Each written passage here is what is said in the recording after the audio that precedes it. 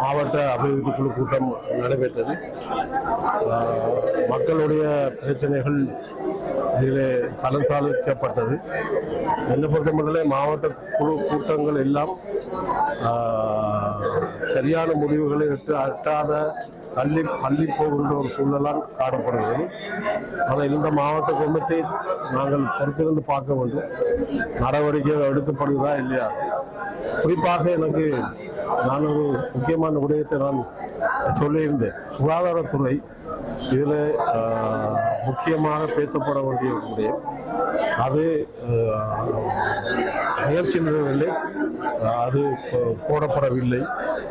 கல்வி சம்பந்தமாக வந்து இப்படி பல விடயங்களை முக்கியமான துறைகளை எடுத்து சுகாதாரத்தில் விடுபட்டிருக்கிறது. அதை நாங்கள் அடுத்த முறை இந்த கூட்டத்தில் போடணும் என்று நாங்கள் சொல்லியிருக்கிறோம். அந்த வகையிலே மக்களுடைய முறைப்பாடுகள் தீர்க்கப்பட வேண்டும் என்பதுதான் பிரதானமாக இந்த அபிவிருத்தி குழுவிலே எடுக்கின்ற முடிவாக இருக்கும். ஆகவே இனியும் இது காலம் தாழ்த்தப்படாது நடைமுறைக்கு வர வேண்டும் என்பது என்னுடைய ஆதங்கம். ஆகவே மக்களுடைய ஆதங்கமும் விருப்பமும் அப்படித்தான் இருக்கிறது. எனவே இது தட்டி கழிக்காமல் செயல்படுத்த வேண்டும் என்பது என்னுடைய கருத்து. மன்னார் மாவட்ட ஒருங்கிணைப்பு குழு கூட்டம் இன்றைய நடைபெற்றது. உங்களுக்கு தெரியும், அநேகமாக எங்களுடைய மக்களுடைய பிரச்சனைகள் மிக அதிகமாக இப்ப காணப்படுகின்றது. வர வர கூடிக்கொண்டு போவதையொழிய குறைஞ்சவாடு இல்லை. வனஜீவராசிகள் திணைக்களம் ஒரு பக்கம், வன இலாகா ஒரு பக்கம், தொல்லியல் திணைக்களம் ஒரு பக்கம், படையினர் ஒரு பக்கம், மற்றது கடல் அட்டை, மற்றது காற்றால கனிய மணல், இப்படி ஒவ்வொரு பக்கம். எல்லா பக்கத்தாலேயும் மக்களுடைய காணிகளை சுரன்ற வேலையும் மக்களுக்கு அழிவுகளை ஏற்படுத்துகிற நடவடிக்கைகளும் பற்றி மக்கள் கூடுதலாக எடுத்துரைத்தார்கள். இந்த விடயங்கள்ல நாங்களும் மக்கள் சார்பாக வாதாடி கொண்டுதான் இருந்தோம்.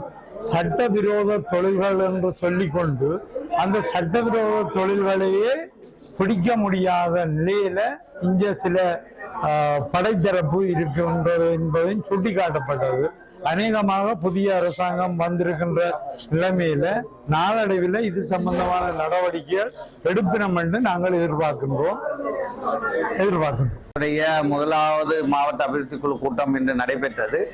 பல விஷயங்கள் பேசப்பட்டிருக்கிறது. இந்த மாவட்டம் குறிப்பாக மன்னார் தீவு கடந்த வெள்ளத்தினால் அதிகமான பாதிப்புக்கு உள்ளாக்கப்பட்டதனால் பல பாதைகள் புனரமைக்கப்படாமல் இருக்கின்ற விஷயம், அதே போல கடல் பண்ணை பல விஷயங்கள் அனுமதி இல்லாமல் கடந்த காலங்களிலே நடைமுறைப்படுத்துவதால் மீனவர்கள் எதிர்நோக்குகின்ற பிரச்சனை, அதே போல இரவில் அதாவது கடல் அட்டை பிடிப்பதற்காக தடை விதிக்கப்பட்டிருக்கிறது சிலாவத்துறை மன்னார் கடற்கரை பகுதிகளிலே. ஆனால் வேறு பகுதிகளில் இருந்து வந்து இந்த பகுதிகளிலே கடல் அட்டை இரவு நேரங்களிலே பிடிப்பதாக முறைப்பாடு செய்யப்பட்டதை இன்று நாங்கள் எல்லோருக்கும் சமமாக இதை நடைமுறைப்படுத்துமாறு வேண்டினோம்.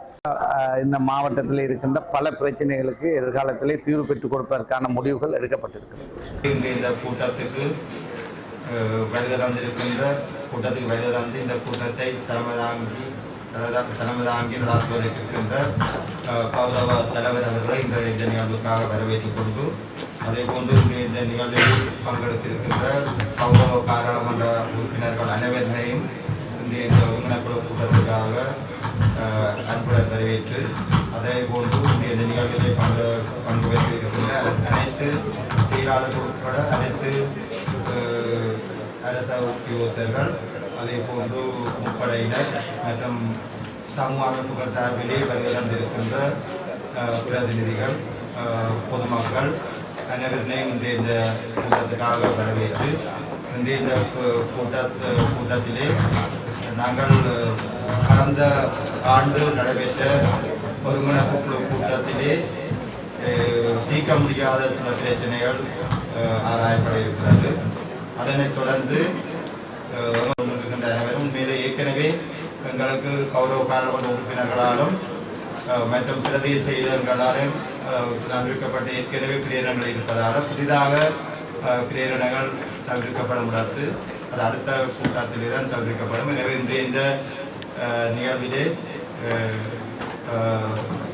ஏற்கனவே இந்த நிகழ்ச்சி நேரத்தில் கூறப்பட்ட அந்த விடயங்களோடு இந்த கலந்துரையாடலை இந்த கூட்டத்தினை நடைபெறுவதற்கு அனைவரையும் கேட்டுக்கொண்டு